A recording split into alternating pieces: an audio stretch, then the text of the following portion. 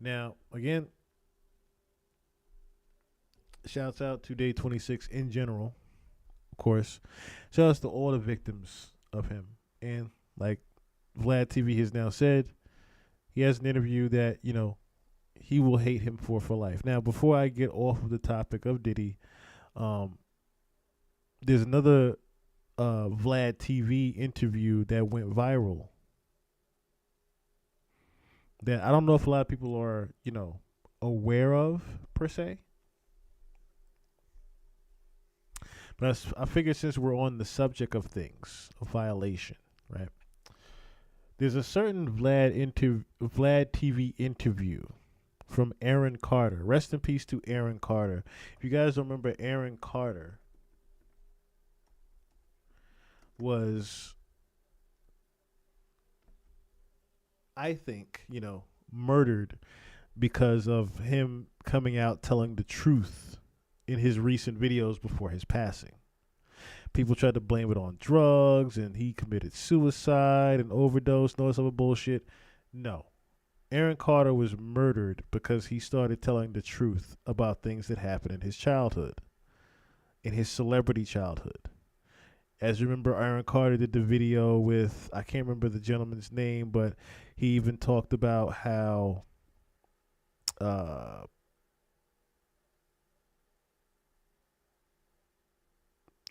Tommy Sheen, what was his name now? Tommy, what's his guy name now? I don't know why I can't think of his name now. I don't know why I can't think of his name now. Some Sheen. Why? Charlie Sheen. Charlie Sheen. Excuse me. When he said Charlie Sheen had raped him, remember? Let me see. Charlie Sheen, Aaron Carter.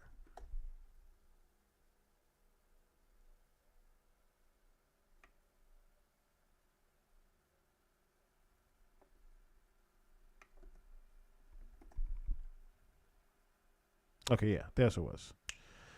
Corey Haim, not Charlie, Aaron Carter. Corey Haim, Nick Carter and Corey Haim. The video of Nick Carter and Corey Haim. Aaron Carter was around the same age as those young kids when these things were happening in Hollywood, and Aaron Carter actually had a run-in with Michael Jackson.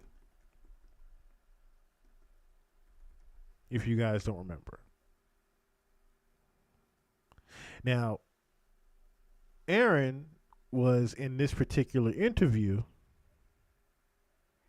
with Vlad, decided to come out and say the same thing that, was very similar to Macaulay Culkin's situation, right? Which was he was trying to tell everybody, hey, Michael didn't do anything to me. And all of this stuff was made up. This is the video that everyone's saying that pretty much cost Aaron Carter his life.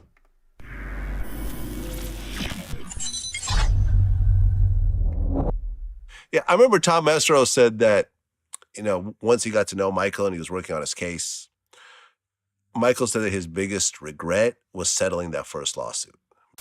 Michael Jackson told me in no uncertain terms that settling that case in 1994 was the biggest mistake he'd ever made. He should never have settled it.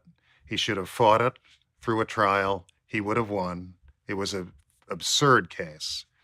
But he was advised, he told me, by lawyers, by business advisors, to settle it and get rid of it. Remember that one boy? Now listen to this. I have to tell you this. Okay. So after I left the party, and the next day I smoked weed with Michael, and then I get in the limousine and I leave. I get back to the Sheraton Hotel at Universal over here. There's 4 FBI agents waiting for me in the hotel room. And my mom's there, and she's like, tell them what happened. And I'm like, what do you mean, tell them what happened? And I sit down with them, and they all ask these super sexually exploiting, questions, backsided questions. And I knew that at my age already. And I looked at all 4 of them, and I said, are y'all crazy? I said, what you think I'm going to do? Tell you that Michael did something bad so that we can sue him for money? That's what I told him. I was like, and I looked over at my mom and I was like, are you serious, Mom? I was like, what is going on here? Why are you letting this happen? And she goes, well, I think something happened, you know, I think something. I'm like, really? That man did nothing but be hospitable, kind, loving, giving, everything you could think of. We rode 4-wheelers for 5 hours, me, him, and Chris Tucker in the mountains at nighttime after his birthday party. Him and I hung out and talked pretty much all night. Got a couple hours of sleep. I wake up. He's not even in the room. He pulled out a cot for me in his room because I asked him, I want to hang out with you. I want to be around. It was Michael. Yeah. I want to hang out with Michael. I wanted to hang out with Michael. He pulled out a little cot or something. I laid on the cot. I wake up in the morning. His bed's made. There's a cleaning lady that wakes me up. I keep asking, where's Michael? I go over. He's got this huge statue figurine that Michael Jordan sent him for his birthday because he collected that stuff. Went and smoked some weed with him, get in the car. And then all this shit happened when I got back to LA. And I'm like, what the fuck is this? I was like, I looked at my mom. I go, are you really trying to go at Michael and use me for a money grab? Now, it's kind of crazy that he would admit that part, that he smoked weed with Michael Jackson at a young age. I was like, nothing. And I looked at him right now. I said, nothing happened. I said, Michael was flirting with girls right in front of me. Actually. Yeah. And it was hilarious because he was very charming. I bet. It's Michael Jackson. he made girls just light up, blush. And like, I saw him looking at girls' booty. I said, I saw you looking at her booty. He was like, I was like, and so I hear these stories of like Wade Robson. And then I'm like thinking to myself, wait, hold up. I know Wade Robson. Wade Robson pretended to be the voice on my album, Aaron's Party. Now, better context, of course, to this. Aaron Carter was 15 years old when he was smoking. Of like pretending to be my brother or some shit. And I'm like, wait, hold up. Wade leaving Neverland? What is this? Like, what do you mean leaving Neverland? Like, I left Neverland. Everything was cool, homie. Like, what's your problem? Did you dream this up? Did your parents tell you to do this? Yeah, I mean, they try to sue for like $100 million, and ultimately it was dropped. They got nothing out of it, as they should. Nothing. That dude didn't do shit like that. Yeah. Like, I knew Michael better than all of them. Yeah, I believe even, it. Everything even Macaulay, that I've seen, if it was Macaulay now. I'm not buying it. Even if it was Macaulay Culkin sitting right here, he would tell you the same thing I did with the same assertiveness. Yeah, no, I remember, when I spoke to Tom about this, we actually pulled up some of the files of when they raided Neverland, and there was like a list of all the things that they, was part of evidence, and they actually found his porn collection, right? And I'm looking through the porn, and it's got the titles of everything, and I'm like, and I remember at one point I went through the paperwork from the sheriff's office of all the stuff that they found in Neverland Ranch. And it was actually a large pornography collection of like straight porn, like, kind of stuff I would watch. And at that point I said, okay, that's all nonsense. Michael Jackson seemed like he was a straight man. Well, when they raided Neverland, and again, it was 70 plus sheriffs raided Neverland, they found hordes of Playboy, Penthouse, and what I call girly magazines. Right.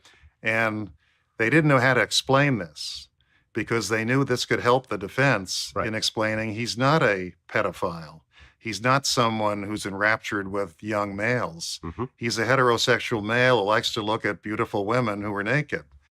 Well, this type of stuff I watch. Like this is not gay at all. Like, you wouldn't have a porn collection and that big and as a gay man of all straight porn. Like, right. That makes no sense. And the guy couldn't really have relationships too. Remember I was telling you how hard it is? Oh yeah. But what we do, like to find like a normal relationship, it's hard as hell. You got to date people of the same caliber as you that have as much to lose. And when you're Michael Jackson, there's no one at the caliber. He did Lisa Marie Presley, but he couldn't even do that. And then he had to find a surrogate. Yeah. That's sad, man. This life can be sad if you let it. Yeah. It could be really lonely and really sad if you let it. Also, he had the kids, and